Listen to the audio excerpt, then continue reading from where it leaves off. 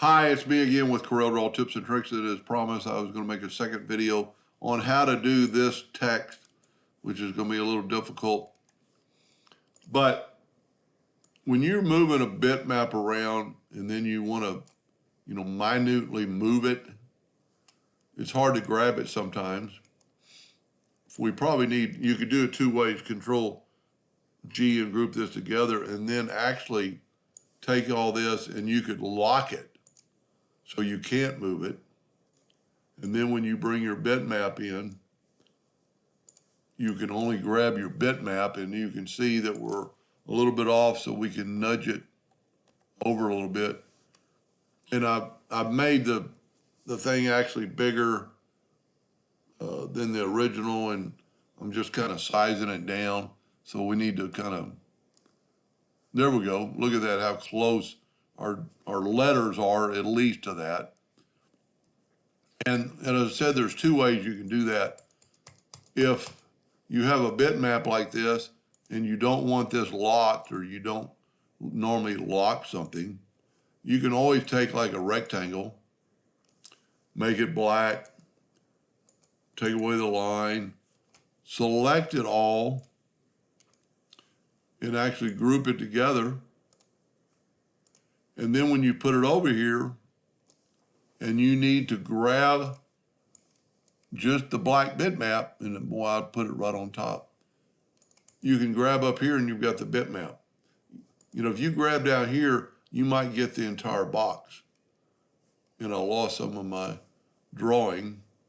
So now we can set, I lost that line somehow, moving stuff around. We can take our nudge factor, let's see how big this is now.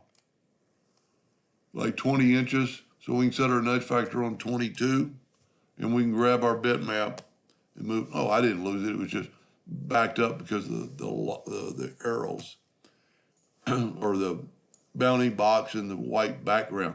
Now there is a font called Thin Red Line that you can get off a CNC website and do this, but I don't know if it's close enough. So we'll get the text and we'll type in all caps. And we could put in the dots later.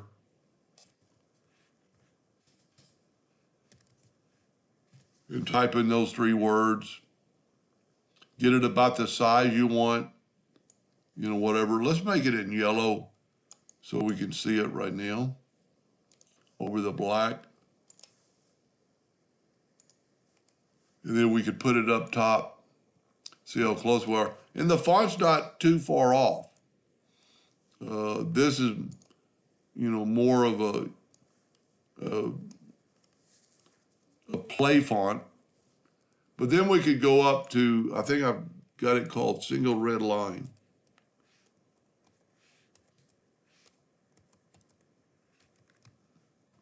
No, what do I call it?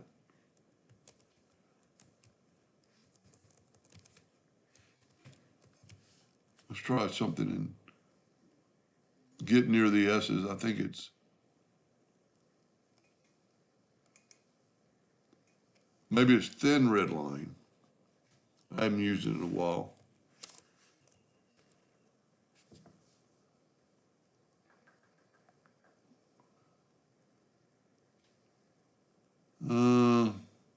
That's more of a, well, that would actually work. It's more of a stencil font. And you know what? That's going to work. I think that might be the way to do it, because we need to cut it out. So because we nudged, let's just get a little bit more in there. Because we nudged, we can nudge over. Let's make them red now. It's still a 2-line font, so that really isn't going to work. It's a good try. So what we're going to have to do, let's just get rid of that font, move it out of the way. You could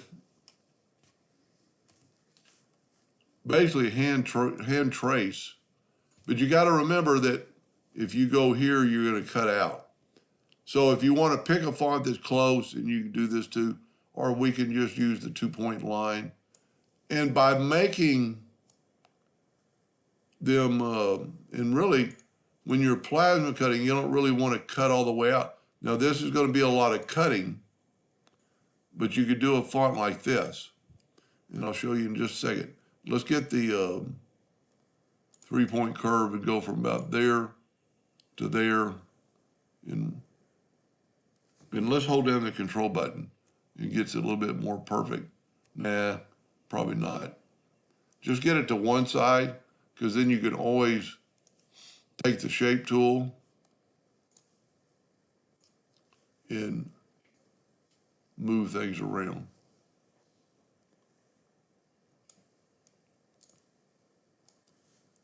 This is going to cut out. And now if you join these on the plasma cutter,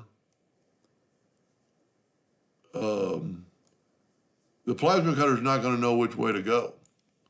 So, but if you have, this will be 3 cuts. So the plasma cutter will touch down, go there, touch down, go there. That might be the way to do it. I hate to do it on the E,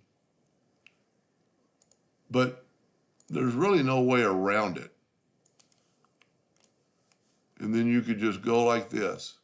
Now the S is going to be a little harder because it's got the curves. But this will cut out. I've done this before. It's a little bit of a pain to do it, but it does make it stand out. Let's go ahead and do the S, and then we'll call it good. I'm going to go ahead and use the 3-point curve. And just remember, just get it close. Now on the S, we could do all one letter, or all one line. Now just get it close, because you could always grab the shape tool and start moving your handles. And you can see how not only am I moving it left or right, I'm pulling it, and pulling it will bring it out. That doesn't look half bad. Now, so the S and the C and the other letters can be all one line, but the other letters are going to have to be broken line. So the C and the U can be like the S, but the other letters are going to have to be like this, because the plasma cutter, you know, you could maybe do this and then have it come. There's what we could do. You could actually take this line and join it to that line. Of course, you'd want to make them perpendicular. And then you would always want to select all this, or join. You need to join these curves. So if you did it, my suggestion would just delete these lines and do all this at one time. Take your 2-point line, go there, stop, hold down, and then click again. And what that does, it joins those nodes. So that'll work. The plasma cutter will cut that. So that's not as bad. The A, you're going to have to do like we did the R. The Y, you're going to have, you know, the H. So the L can be one letter or one line, the L, but the A and the Y are going to be separate lines. And what I like about this, so we've got 2 E's, and what I'm going to do is I'm going to turn our logo yellow. Well, I guess I can't because it's not a vector. But let's grab it, go to Object, and let's lock it. And then let's zoom in here to the bottom. Once you've made one letter, you can select it all and hit the plus sign on your keyboard and move it over here to this E. That way your E's are equal. And see, we got another E. So it saves you a little time and just kind of match it up. And the P is going to be just like the R. You know, you're going to have a straight line with with two, don't use the freehand tool, use the 2-point line. And then get the 3-point curve line and go from there to there. And then just, once you get it close, then you can use the shape tool. You could actually get that a little closer and then move your handle and move your handle. Anyway, just a suggestion. And we can always grab this, go to lock, unlock, grab our graphic, move it out of the way, and there's what our letters are going to look like. Not too bad.